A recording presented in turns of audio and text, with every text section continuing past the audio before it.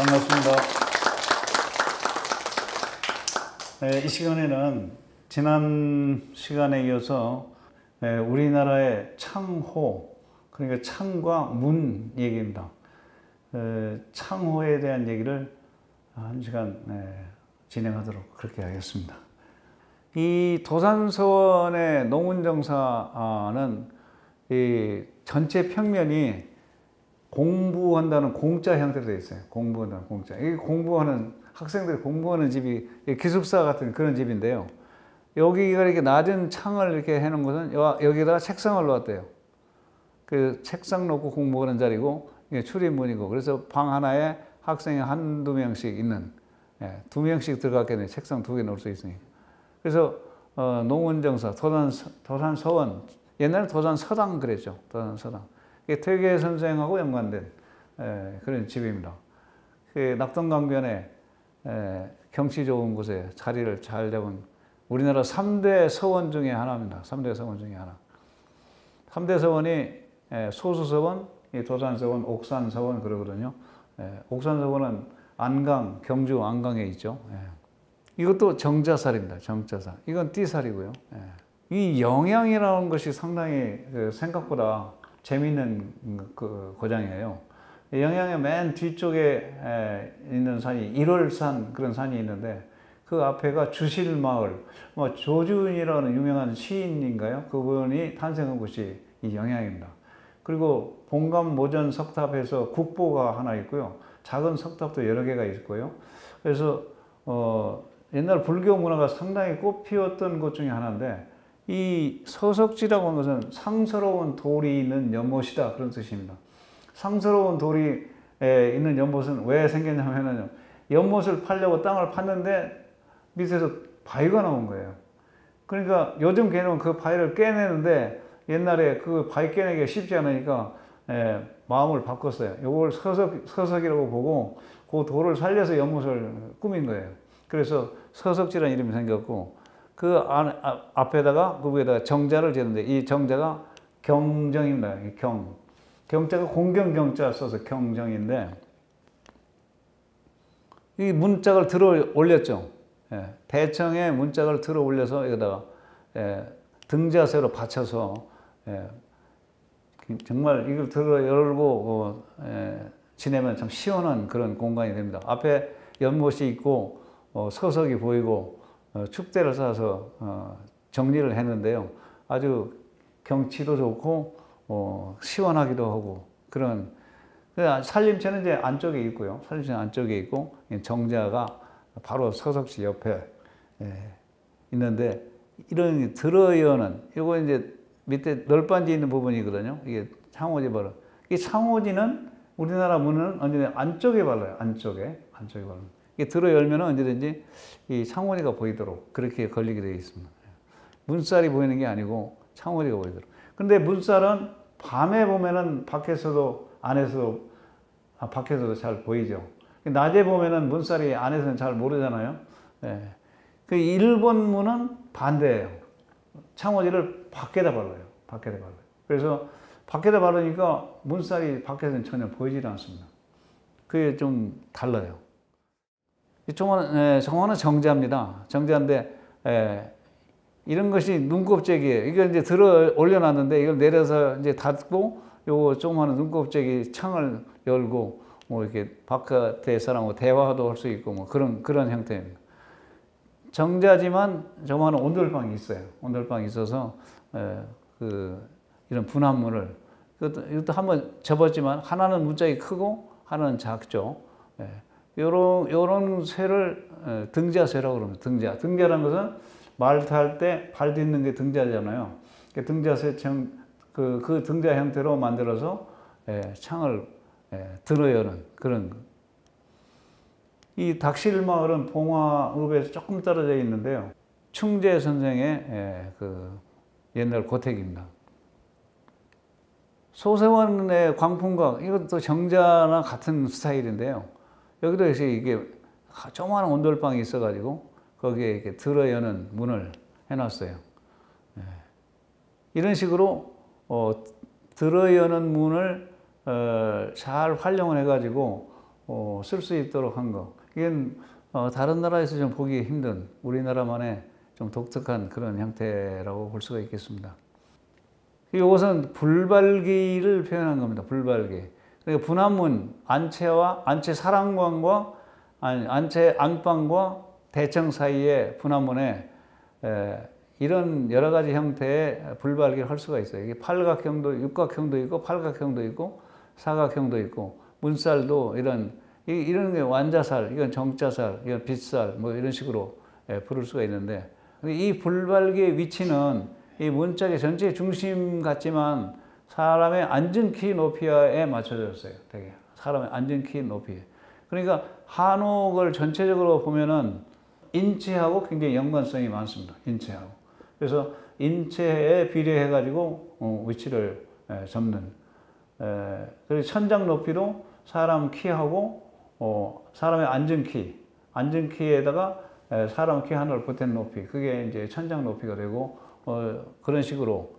그리고 뭐 되게 치수도 사람의 그 가운데 손가락의 가운데 마디, 요게 한 치쯤 되거든요. 요게 이제 치수의 기본이 됩니다. 기본이 돼가지고 모든 것이 인간하고 연관해가지고 치수나 이런 것들이 비례 이런 것들이 나옵니다. 요게 이제 육각형의 불발기. 이게 이제 대청마루고 안방 사이에 분한문. 이건 하나, 둘, 셋, 6개, 6분합이거든요. 요게 불발기예요. 요게 불발기. 그래서 이 나머지는 안팎으로 벽지를 발라서 벽처럼 이용하지만 여기 부분만 창호지를 한쪽에만 바른 거죠. 그래서 방 안에 불이 켜져 있으면 밤중에라도 저 방에 지금 불이 켜져 있는 걸 밖에서 알 수가 있죠. 알 수가 있고, 여기 이제 정첩이 달려 있어 가지고 이렇게 접어서 여기 이제 정첩이 또 달려 있죠. 그래서 들어 열 수 있는 거. 이게 들어 열 수 있어. 이런 사각형의 불발기, 뭐 그런 대로 흔하게 볼 수 있는 그런 불발기입니다. 분한문의 불발기. 이 정자살은요, 정자살은 별도의 의미가 있는 것이 뭐냐면은 이것도 역시 벽사의 의미가 있어요. 그물망이라는 그 의미가 있어서 저걸로 인해서 안에 있는 재물이 밖으로 나가지도 않고 밖에 그 나쁜 기분이 들어오지도 않고 한다는 그런 그 의미가 이 정자살에 있습니다. 이건 좀 비례적으로 높게 했습니다만은 어쨌든 이런 것도 불발기에 이런 불발기를 문에다 하는 경우도 요즘도 뭐 이게 일본 그 창에 문에다가 위에 그 유리를 좀 넣는 경우가 있죠. 그런 경우하고 비슷하겠는데 그건 높게 넣는데 이것은 중간에 여러 가지 다목적적으로 만든 겁니다. 이건 좀 특수한 문인데요. 이 문은 이렇게 미닫이면서 여닫이가 되는 그런 문이에요. 이건 여기밖에 없어요. 그래서 이걸 닫아가지고 밀면은 미닫이가 되고 또 밀어가지고 밀면은 여닫이가 돼서 이게 공간이 넓어져요. 그래서 윤중고대 안채에서 사랑채로 통하는 통로인데요. 교자상 같은 상을 들고 들어오는데 이 좀 넓이가 필요하잖아요. 그때 쉽게 통과할 수 있도록 그렇게 해서 아마 미닫이 여닫이 하는 그 특수한 형태의 출입문이 하나 등장을 한 것 같습니다. 그런 그 특수한 경우도 있다. 여기 이제 말하면 아주 창에 이 머름이 있는 창에 아주 교과서적인 그런 모습입니다. 여기도 보면은 이게 여기까지 가죠. 여기도 겉으로 드러나 보입니다만은 안 드러날 때가 있어요. 모를 때가 있습니다. 여기 띠살로 해서 이게 여닫이고 이 안에 미닫이가 있고 그 안에 맹장지가 있어서 삼중창입니다. 삼중창. 아주 깔끔하게 정리가 된. 그래서 이 머름을 설치하는 것이 한옥에서는 상당히 미적인 그런 차원에서 효과를 높여주는 그런 부분이 머름입니다. 낙선제 행랑채 좀 특이한 살창입니다. 살대가 있는 분한문입니다. 행랑채에 있어요. 이 낙선제 자체가 조선조 후기에 상당히 뭐라 그럴까요? 아주 깔끔하게 지은 집이다. 뭐 이렇게 낙선지 자체가 그래요. 그리고 창이나 문에 그 살대 이런 것들이 조금 중국풍이 들어가 있는 그런 집이 하나입니다. 이게 이제 낙선지 내부 보면 이런 형태는 약간 중국풍이 들어가 있는 그런 거예요. 일종의 완자살이죠. 완자살인데 그 이전에 우리나라 창살에서는 거의 찾아보기 어려운 새로운 스타일이 등장을 했다. 그렇게 볼 수 있고 이런데 창살도 마찬가지입니다. 창덕궁 후원에 승제정이라는 정자가 그 반도지 위에 있는데요. 살대가 아주 좀 특이하죠. 일반적인 살대는 아닙니다.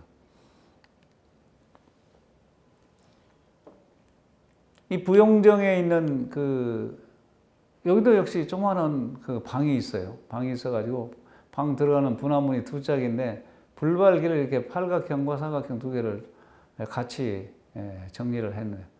아주 이게 이 옛날에 팔각형을 하는 것은 이게 원이고 싶은데 원으로 하기 어려우면 팔각형으로 해놓고 원으로 생각하는 거예요.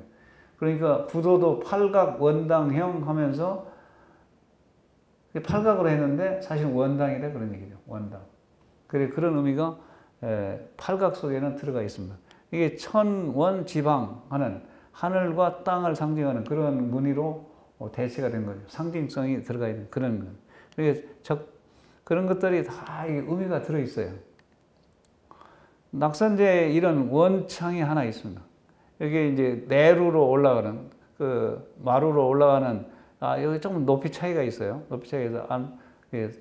근데 이걸 원형으로 하고 여기 미닫이가 속으로 들어갔다 나왔다 하는 미닫이가 있어서 열고 닫고 하게 해놨는데 이렇게 원형으로 만드는 창이나 문의 출입문의 형태는 우리나라에서는 거의 없어요. 중국은 굉장히 많습니다. 중국 사람들은 마늘을 좋아해요. 우리는 마늘보다는 바늘을 좋아해서 마늘은 잘 안 쓰는데 조선조 후기에 와서 그 위에 상량정 있는데 승제정 앞에 그 출입문도 원형이 좀 들어가고 나중에 그 지복제 경복궁 그 뒤쪽에 향원정 옆에 지복제 이런데 원형이 좀 들어가고 조선조 후기에 약간 들어가는 그런 정도지 일반적으로는 잘 안 쓰는 그런 건데 이건 철종 때 지은 집인데요. 이런 원형에 이런 것도 있다.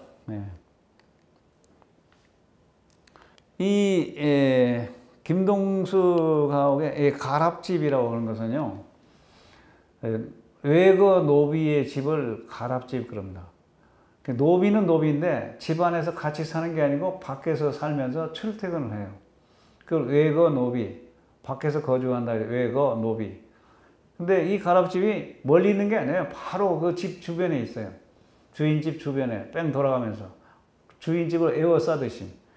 그리고 이 가랍집은 김동수 가옥에서 뒷문으로 이 집을 통해서 밖으로 빨리 어디 피신할 수도 있는 그때 무슨 화적단 이런 것들이 와가지고 괴롭힌 때가 있었던가 봐요. 그래서 김동수 가옥에 가보면은 그런 대비한 그런 그 시설이 일부 남아있는데 그런 걸 대비해서 빨리 몸을 피울 때는 이 집을 통해서 밖으로 도망가는 그런 집인데 그러니까 외거노비가 사는 집인데 이 문살이 대나무로 엮은 거예요. 대나무로.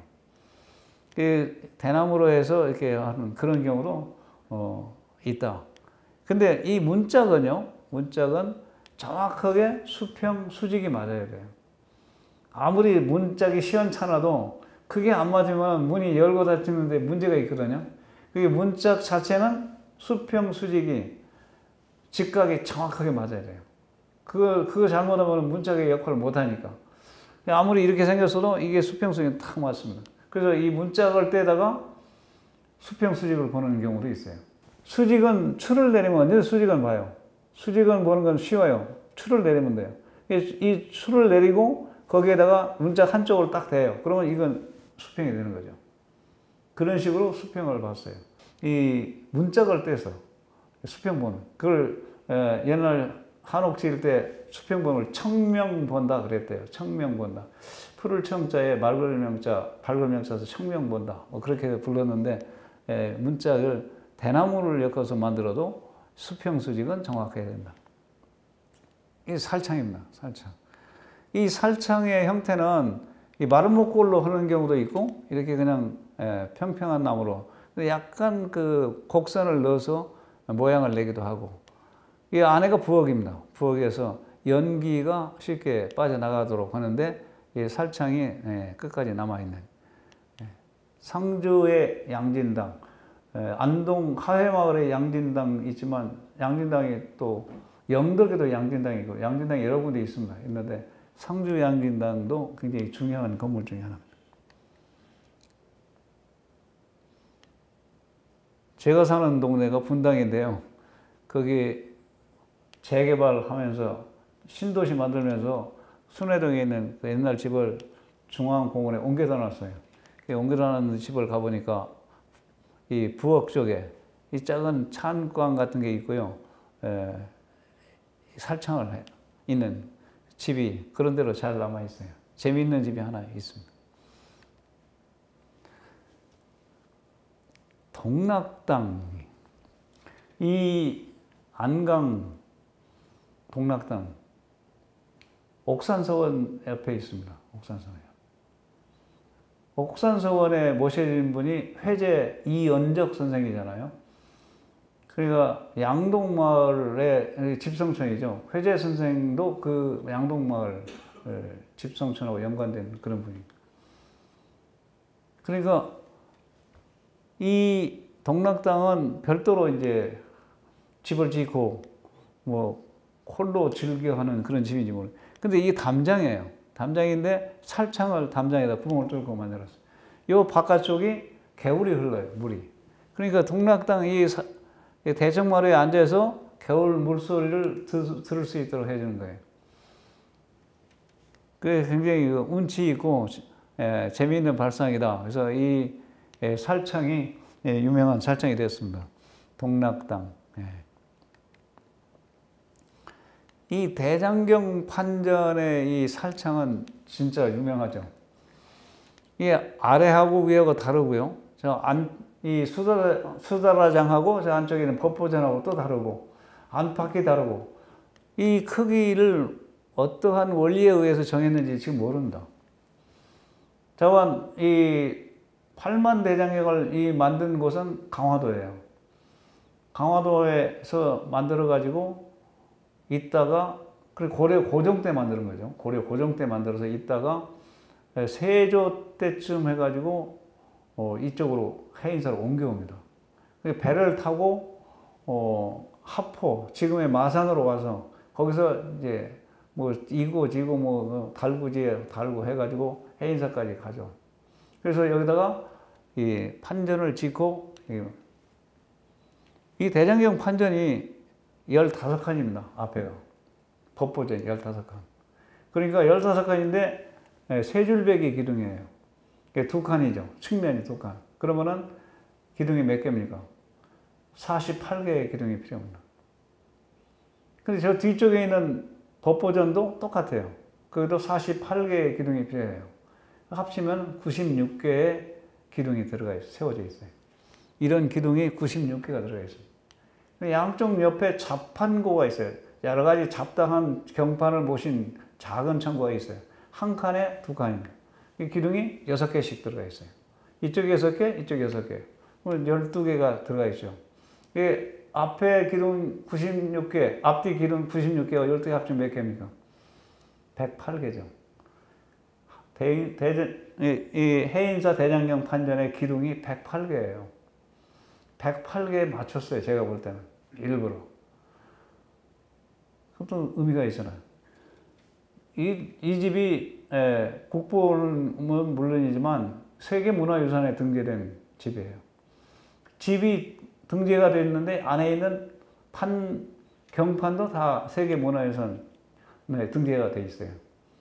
그러니까 전부가 정말 우리나라 최고의 문화재다. 그래서 누가 물어봐요. 우리나라 개인적으로 우리나라 최고의 문화재가 뭐냐? 첫 번째가 뭐냐 이거죠. 그런데 제가 이 대장경 판전을 얘기할 때도 있고요. 그 다음으로는 석굴암을 얘기할 때가 있습니다.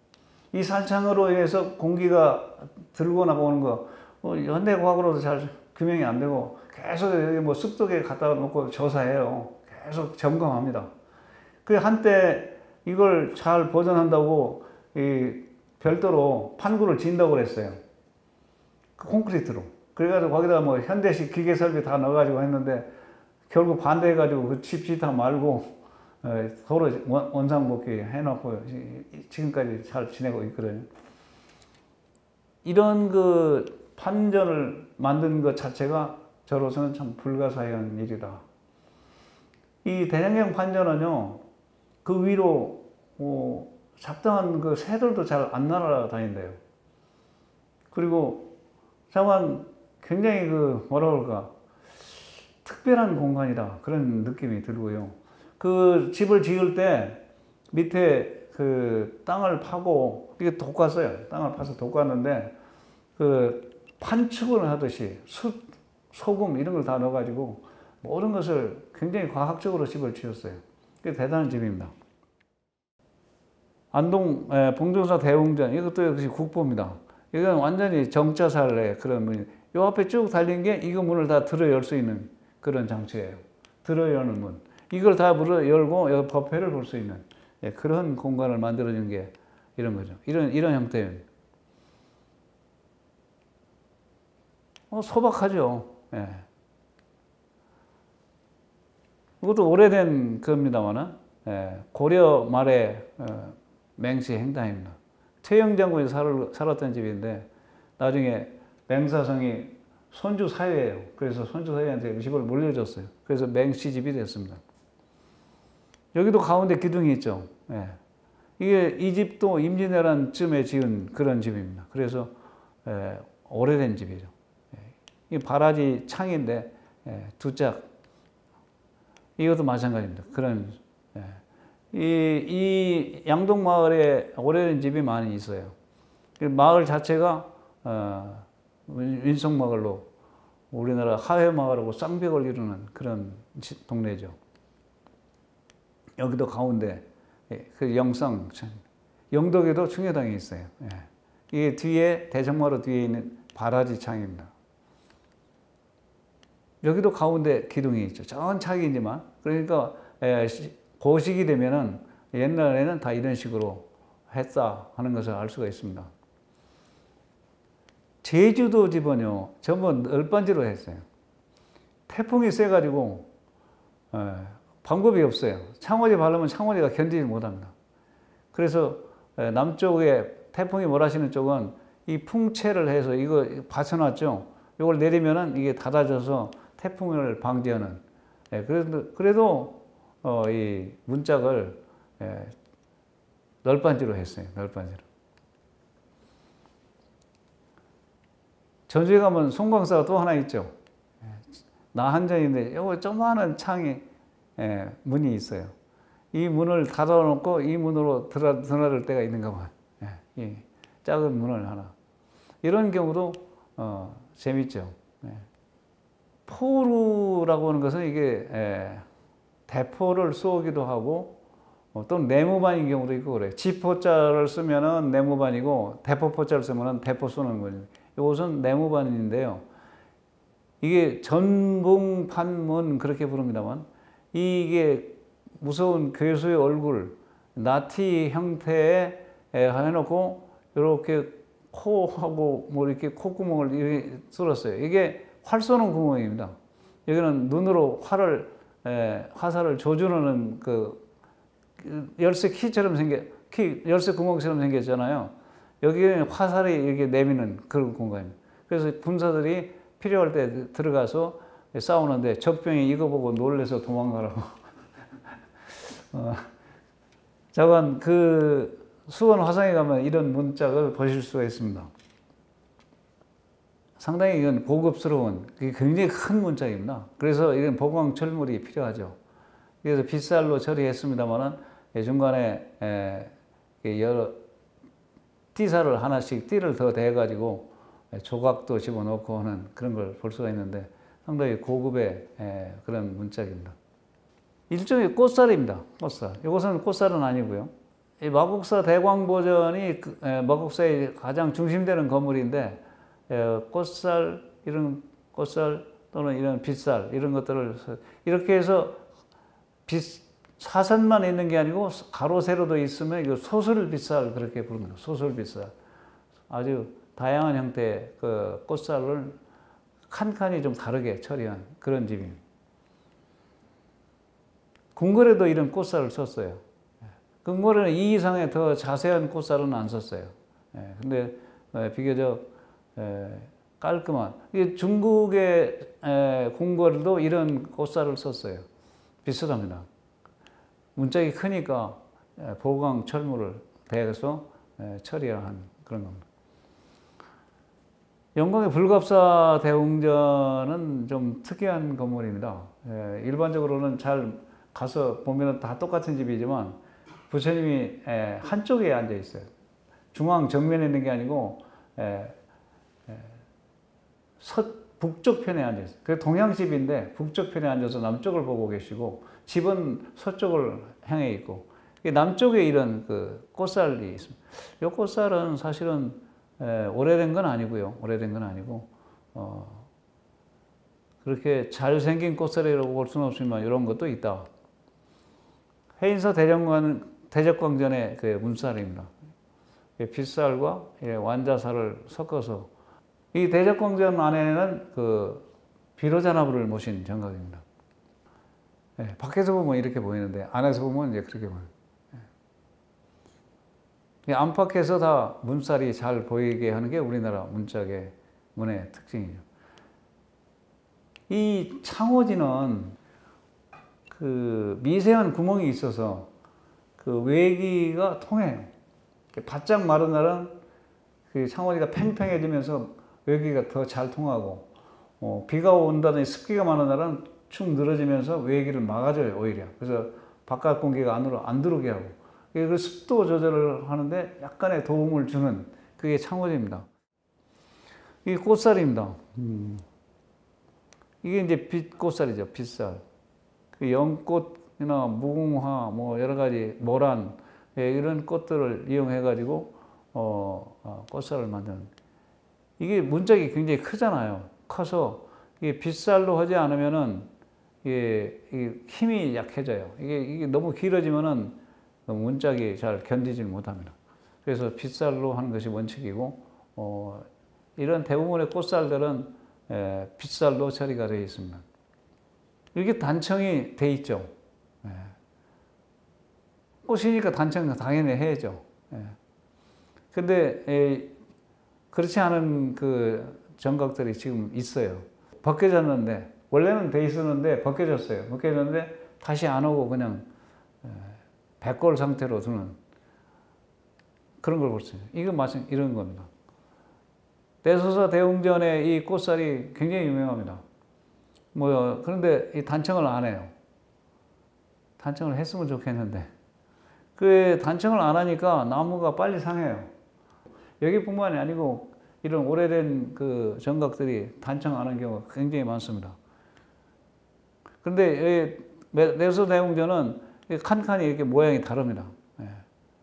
칸칸이 모양이 달라서 여러 가지 형태로 이건 소설빗살 형태로 해서 대각선도 있고 수직도 있고 뭐 그런. 아마 이렇게 짠 꽃살로는 우리나라에서 제일 유명한 꽃살이 내소사 대웅전입니다. 내소사가 있는 뒷산이 변산으로 알고 있지만 실제 이름은 능가산입니다. 능가산 내소사입니다. 내소사 대웅전이 굉장히 화려한 집 중에 하나인데요. 내소사 앞에 곰소만이 있고 곰소항이 있고 한데 거기가 옛날 보부상들이 출발하는데 그래서 보부상들하고 연관된 그 거상이라고 할까요? 큰 상인이지만 부자가 많았어요. 거기 부안 고창 해가지고 부자들이 많았는데 그 거상들이 돈을 내서 집을 경쟁적으로 지었어요. 그 중에 하나가 내소사예요. 그 옆에 있는 계암사. 이런 절들이 그래서 화려한 절들이 생겨났어요. 작은 꽃살이지만 이 문경의 대승사는 뒤 산 이름이 사불산입니다. 사불, 네 부처님이 있는 산이다. 그러니까 신라 때 어떤 임금이 거기 와서 뒤에 있는 사불산에 그 큰 바위가 있는데 바위 사방에 부처님이 새겨져 있는 바위가 있어서 사불산, 그 밑에 대승사가 있습니다. 대웅전 안에 있는 그 후불탱화가 목각탱화예요. 목각이란 게 그 그림으로 채색을 한 게 아니고 나무를 깎아서 만든 그런 그 대웅전인데, 그 옆에 창을 이렇게 작게, 이런 창은 없는 경우가 많아요.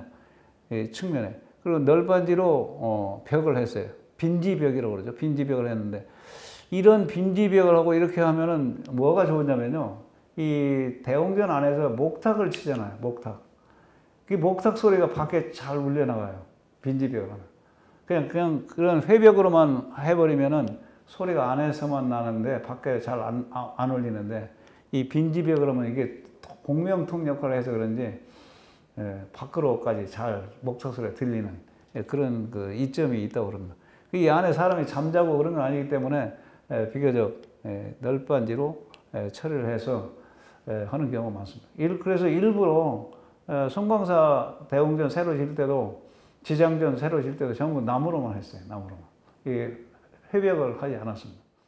서남사의 그 원통각입니다. 원통전이나 원통각이나 또는 관음전이나 같은 말입니다. 그래서 이 안에는 관세음보살을 모신 정각입니다. 이 통판에 조각을 한 거죠. 통판에 조각을 해서 꽃살 형태, 모란꽃 같은 그런 꽃을 이용해요. 순천의 서남사의 원통각은 고무래 정자 형태로, T자 형태로 앞이 좀 튀어나온 그런 집입니다. 튀어나온 집인데, 그 출입구 쪽에 이런 문짝을 했는데, 이런 꽃살도 만들었었어요. 이건 그 보현사 가서 제가 찍은 건데, 이거 조금 약간 좀 촌스러운 것 같아요.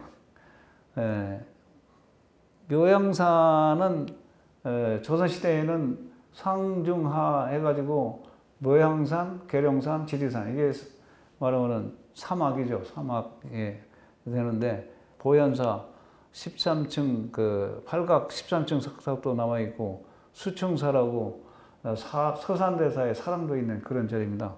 거기 그때 스님들이 계셨는데 머리를 좀 길르고, 그러니까 진짜 스님은 아닌 것 같더라고요. 북한의 말하면 그 스님들 활동하는 것이 우리하고는 좀 차원이 좀 다른 것 같아요. 그래도 어떻든 꽃살 무늬가 이런 것들이 묘양산에 하나, 뭐 다른 데 못 가보니까 뭐 비교할 수는 없고, 북한에 가서 가보고 싶은 절이 많이 있어요. 많이 있는데 성불사라든지 유점사라든지 가보고 싶은 데가 많은데, 강화 정수사 법당의 꽃살입니다. 뭐 우리나라 최고의 꽃살이다. 뭐 이 창호 얘기의 거의 이제 마지막 부분이 되겠습니다만은, 통판을 투각을 한 그런 꽃살입니다. 그래서 꽃을 화병에다 꽂았어요. 그래서 조선시대 청화백자 뭐 이런 거 형태를 조각을 하고, 연잎도 보이고요, 연꽃도 보이고, 연밥도 보이고요, 다른 꽃, 여러 가지 꽃이 들어가 있네요. 그러니까 법당의 문에다가 꽃살을 하는 이유가 뭐냐? 그냥 아름답게 보이고 화려하게 보이기 위해서 한다. 뭐 그렇게 얘기할 수 있는데, 부처님께 올리는 공양 중에 하나다. 부처님께 올리는 공양에 여러 가지가 있다. 향을 피우는 거, 그리고 음식을 올리기도 하고 정화수를 뜨기도 하고 여러 가지 있는데, 그 중에 하나가 꽃 공양도 있다. 꽃을 그 앞에 만들어서 조화를 하기도 하고 생화를 하기도 하고, 근데 문짝에다가 아주 조화하지만 이렇게 꽃을 해서 만년 공양을, 꽃 공양을 하는 그런 거다. 그래서 사람들이 그 인정을 잘 안 하는 사람들이 있었어요. 문짝 아름답게 한 거지, 어떻게 부처님께 꽃 공양이냐 그랬더니, 요 화병에다 꽂은 걸 보고, 그럴 수도 있겠다. 그만큼 이 의미가 있는. 만이산이라고 하는 산은 참성단이 있잖아요. 그래서 이 정수사라고는 그 철을 지을 때 그 주변에서 아주 맑은 샘이 나와가지고 그런 이름을 얻은 것 같은데요. 이 굉장히 여기가 그 태풍이 좀 이쪽으로 서해안으로 올라올 때는 이게 바로 그 바다를 마주보고 있어가지고 그 태풍의 피해를 보기가 쉬운 그런 절입니다. 그래서 이렇게 문짝을 해놓으니까 바람에도 강하고 쓸모도 있고 보기도 좋고 아마 그랬던 것 같아요. 자세히 보시면 이런 형태로 투각을 한 우리나라 최고의 문살, 꽃살이라고 볼 수가 있는, 그러니까 짜지 않고 이것은 통째로 조각을 한 그런 형태니까요. 그렇게 보시면 될 것 같습니다. 지금까지 그 우리나라 창호에 대해서 일반적인 거 쭉 말씀을 드렸습니다. 이 문은 가벼워야 되고 튼튼해야 되고 들고 나고 하는 굉장히 집의 얼굴 역할을 하는 그런 것이어서 한옥의 외관을 아름답게 해주는데 굉장히 중요한 역할을 하는 것이 창이다. 유리 창하고는 차원이 다르다. 유리 창은. 한지 창호지를 바른 창은 실내가 굉장히 포근한 느낌을 주는, 그 실내 조도를 일정하게 유지해주는 아주 우리한테는 또 그것이 결과적으로는 시력을 보호해주는 그런 역할도 한 게 창호지입니다.